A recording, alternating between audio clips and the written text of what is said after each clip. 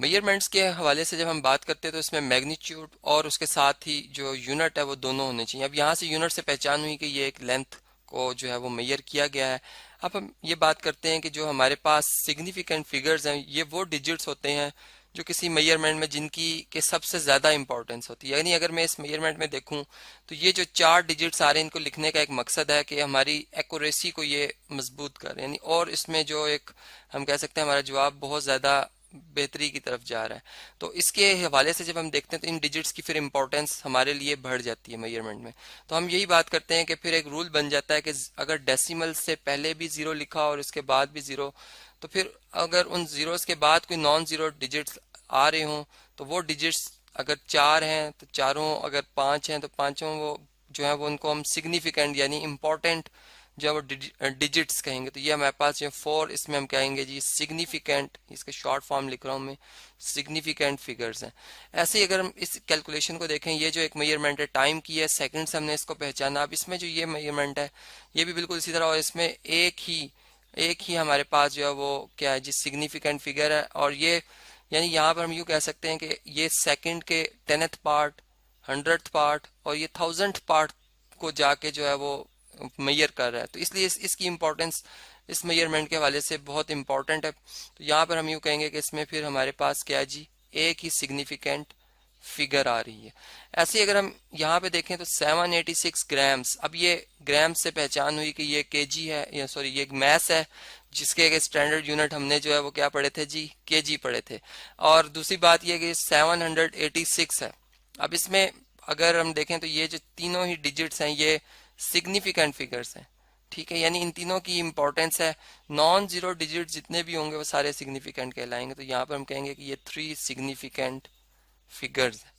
अब इसके बाद अगर हम इसको देखें तो अब यहाँ पर 4, 5 चलें, ये दो तो सिग्निफिकेंट हैं, लेकिन ये जो जीरो लिखा हुआ है, अब मैथमेटिकली हम ये बात जानते हैं कि 450 और यानी 450.00 लिखा हो, ठीक है, या फिर 450 लिखा हो, तो ये एक ही बराबर होते हैं। लेकिन यहाँ पर हम ये जो हमने डेसिमल पुट किया है यहाँ पर, इसको लिखने का ये मकसद है कि ये जो 3 डिजिट हैं ये हमारी मेजरमेंट के लाजमी हिस्से हैं। यानी हम हमारी जो मेजरमेंट है वो कुछ ऐसी भी हो सकती है कि बाज़ात उसकी वैल्यू 451 आ जाए। इस तीसरे डिजिट को भी इम्पोर्टेंस देनी है, तो इसलिए ये तीनों ही शामिल होते हैं इस तरह। तो फिर हम यूं कहेंगे कि इसमें जो सिग्निफिकेंट फिगर्स की तादाद है वो 3 है। लेकिन साथ ही एक बात जो इम्पोर्टेंट है वो हमने समझनी है कि अगर ऐसा होता कि 450 होता और आगे पॉइंट ना लिखा होता, डेसिमल ना लिखा होता, तो यहाँ पर फिर ये एज्यूम किया जाता कि जो 2 डिजिट्स हैं यही इंपॉर्टेंट है, यानी यही सिग्निफिकेंट है, 2 सिग्निफिकेंट फिगर है और जो थर्ड है वो सिग्निफिकेंट फिगर नहीं है।